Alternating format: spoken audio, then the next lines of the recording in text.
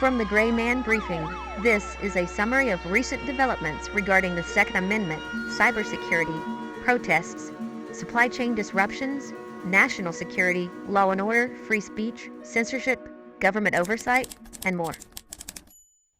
Now, the latest from GraymanBriefing.com. Here's this week's Sword, read out by Super Essie. In this episode, we cover significant developments in border security, global conflicts, and election integrity. We'll start with revelations of DHS's social media post allegedly promoting illegal immigration. We'll discuss how the Defense Production Act is addressing a critical IV fluid shortage across the U.S.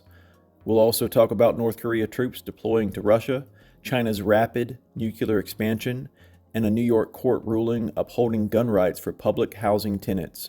We'll also explore election security updates, pro-Palestinian protests across the U.S., and ballot-related disruptions in several states. Let's begin with border security and government oversight. The American Accountability Foundation released a report revealing that the DHS's Office of the Chief Counsel of the USCIS used a social media platform, actually multiple, including YouTube, Instagram, and TikTok, to promote illegal immigration. Yeah, that's the DHS promoting illegal immigration. The report shows a USCIS official interacting with illegal immigrants and advising others on how to cross the border. Following media inquiries, the social media accounts were made private. Moving into supply chain, the U.S. government invoked the Defense Production Act to expedite rebuilding of the Baxter's, North Carolina facility, which produces 60% of the nation's IV fluids.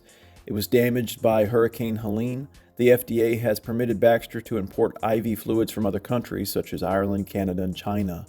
Approximately 85% of the U.S. healthcare facilities have reported a shortage, with 54% advising they are down to a 10-day supply. Moving into global conflict, the Pentagon confirmed that North Korea has sent around 3,000 troops to Russia for training on drones and other military equipment, with plans to increase this to 10,000 troops by December. Some say they may already be up to 10,000. U.S. Secretary of Defense, he expressed concern over this alliance, viewing it as an effort to bolster Russia's forces in Ukraine and a potential escalation in global conflict. Moving on into national security, the DIA, that's the Defense Intelligence Agency, they reported that China's nuclear arsenal is expanding rapidly. They now project them to exceed 1,000 warheads by 2030 compared to previous estimates of 500. China's advancements include a launch-on warning system, which could enable counterstrikes before an enemy's first strike detonates. They also have warheads that can reach mainland U.S. This buildup aligns with China's broader military modernization efforts. We're seeing this posted a lot on a lot of OSINT and journalistic websites, but this really isn't new. 2023 Pentagon report also had them projected to exceed 1,000 warheads by 2030. So really this isn't big news, but a lot of people are talking about it, so we wanted to share it as well. Shifting into the Second Amendment, specifically in the state of New York, on October 22nd, a federal judge in New York issued a permanent injunction prohibiting public housing authorities from banning firearms for tenants. This ruling asserts that tenants in public housing have the same right to own, transport, and use firearms if they comply with applicable laws. The decision is part of a broader trend upholding gun rights for public housing residents. Let's move now into election security. A federal judge ordered Virginia to reinstate 1,600 non-citizens that were removed from the voter rolls, citing a violation of federal law due to the removal occurring too close to the November election. Virginia obviously argues that they're following their own laws in removing illegal immigrants and non-citizens from voter rolls. Moving into Pennsylvania, officials there flagged approximately 2,500 fraudulent voter registration applications in Lancaster County. Local law enforcement and election officials are verifying these applications to maintain integrity.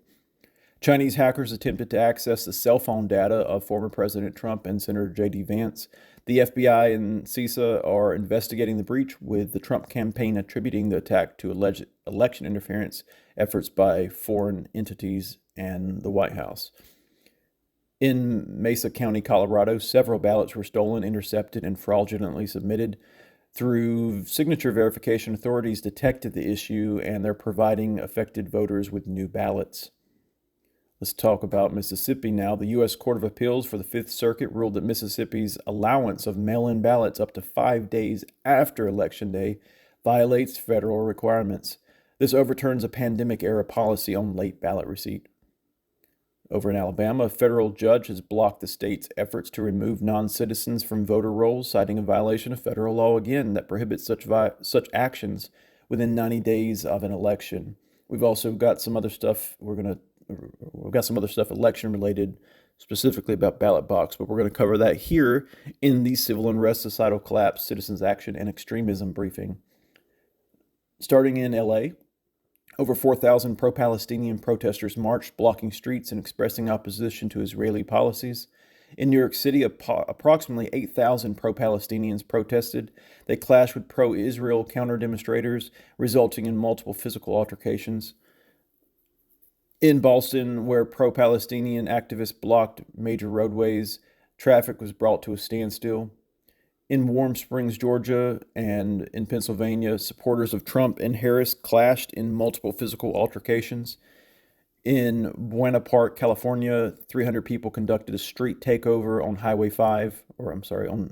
on the 5 freeway, halting traffic and engaging in reckless driving. Many of these were teenagers.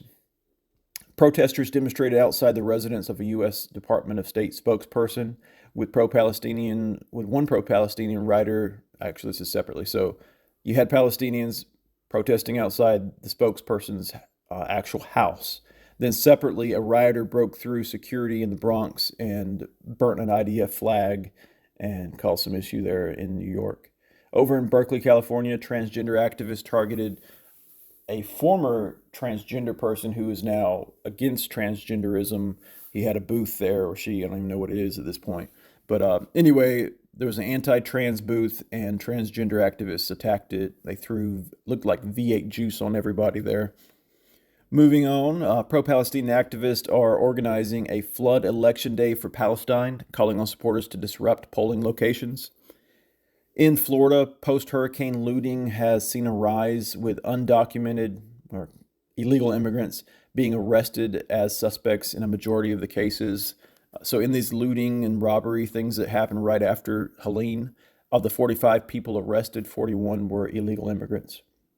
In Washington and Oregon, ballot boxes were attacked with incendiary devices, destroying cast ballots before they could be collected. Yeah, so we do have some more on the Grayman Briefing, and obviously we've got sources for all this stuff, links, URLs. If any of the news we're covering here is of interest to you, make sure you sign up for the Grayman Briefing at graymanbriefing.com. That's Gray with an A. That is it for this week. Thanks for listening, and as always, remain aware, be vigilant, and stay safe. Thanks. Get unredacted, real-time briefings sent via email and through the Telegram and Signal apps by joining the Grayman Briefing.